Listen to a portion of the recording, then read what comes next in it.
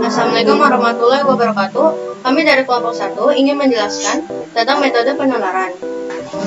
Sebelumnya, kami akan menerangkan agenda presentasi kelompok kami. Dimulai dari perkenalan, lalu dilanjut oleh materi, kesimpulan, dan penutup. Pertama-tama saya ingin memperkenalkan anggota kelompok saya yang terdiri dari Saudara William, Saudari Stefania, Saudara Virgian, lalu saya sendiri, Dede Habibah. Dan sekarang teman saya, Stefania, yang akan menjelaskan tentang penalaran deduktif. Penalaran deduktif adalah kegiatan berpikir yang berbeda, bahkan berlawanan dengan penalaran induktif.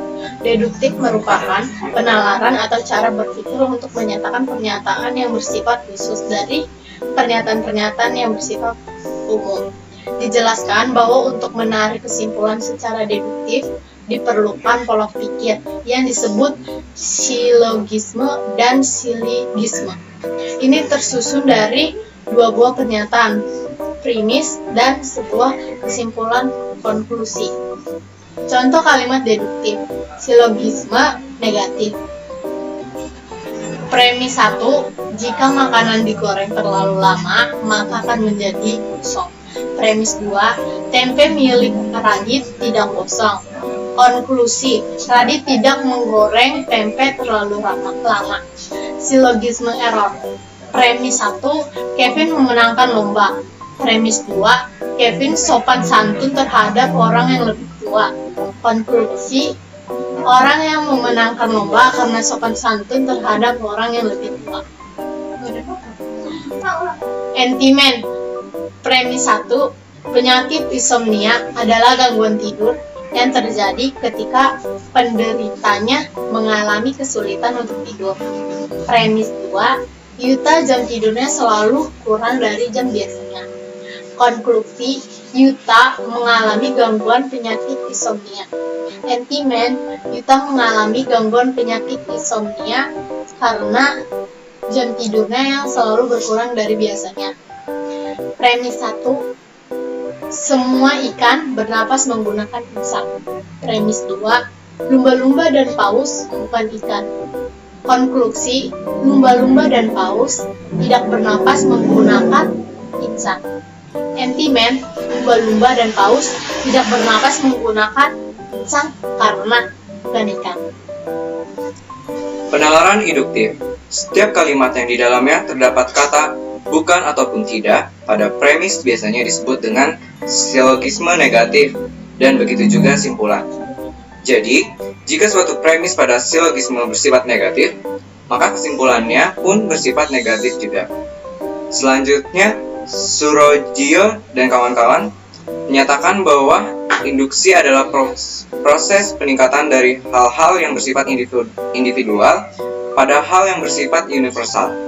Berdasarkan 3 definisi tersebut, maka dapat ditarik kesimpulan bahwa induktif adalah proses berpikir untuk menyimpulkan suatu kebenaran yang dilakukan berdasarkan pada apa-apa yang bersifat khusus, kemudian ditarik suatu kesimpulan kebenaran yang sifatnya umum atau universal. Contoh kalimat induktif. Premis 1, ikan lele punya insang, ikan gurami punya insang, ikan mas punya insang. Konklusinya, setiap ikan menggunakan insang untuk bernafas di dalam air. Premis 1, dimanapun ketika kucing menyeberang jalan dan ada kendaraan lewat, kucing terus maju atau berhenti. Konklusinya, kucing tidak bisa berjalan mundur. Premis pertama, tekanan di dasar palung Mariana memiliki tekanan air yang sangat kuat. Konklusinya, semakin dalam kedalaman sebuah perairan, maka semakin kuat tekanan airnya. Premis pertama, di puncak hawanya dingin, di daerah Batu hawanya dingin, di kawasan Lembang hawanya juga dingin. Konklusinya, daerah yang letaknya tinggi atau dataran tinggi, hawanya akan dingin. Penalaran abduktif. Menurut Doni Garal Adian dan Herdito, menyatakan bahwa aduksi adalah metode untuk memilih argumentasi terbaik dari sekian banyak argumentasi yang mungkin. Oleh sebab itu, Abduksi sering disebut dengan argumentasi menuju penjelasan terbaik. Contoh kalimat abduktif. Andai kita mengetahui bahwa seorang yang bernama Bob selalu mengendari mobilnya dengan sangat cepat jika sedang mabuk, maka pada saat kita melihat Bob mengendari mobilnya dengan sangat cepat, maka kita berkesimpulan bahwa Bob sedang mabuk. Mobil Agus tidak mau menyala. Starternya hanya mengeluarkan suara rintihan dan tidak cepat berputar ketika Agus memutar kunci ke posisi start. Jika baterai mobil Agus mati, ini akan menjelaskan masalahnya. Jadi Agus dapat menyimpulkan bahwa baterai mobilnya sudah mati. Andai kita tahu handphone milik Siska akan mati ketika daya baterainya habis, maka kita bisa tahu pada saat handphone Siska mati, kita bisa simpulkan bahwa baterai handphone Siska habis. Dunia pendidikan terdampak imbas sangat besar di masa pandemi ini. Sekolah tatap muka langsung belum diperbolehkan karena kita harus turut memutus wabah mata rantai virus COVID-19. Konklusinya, wabah COVID-19 memberi dampak imbas yang besar terhadap dunia. Kesimpulan dari materi penalaran adalah proses berpikir berdasarkan pengamatan indera atau observasi empirik yang menghasilkan sejumlah konsep dan pengertian. Pengamatan sejenis akan membentuk proposisi sejenis berdasarkan sejumlah proposisi yang diketahui atau dianggap benar. Kemudian disimpulkan sebuah proposisi baru yang tidak diketahui sebelumnya.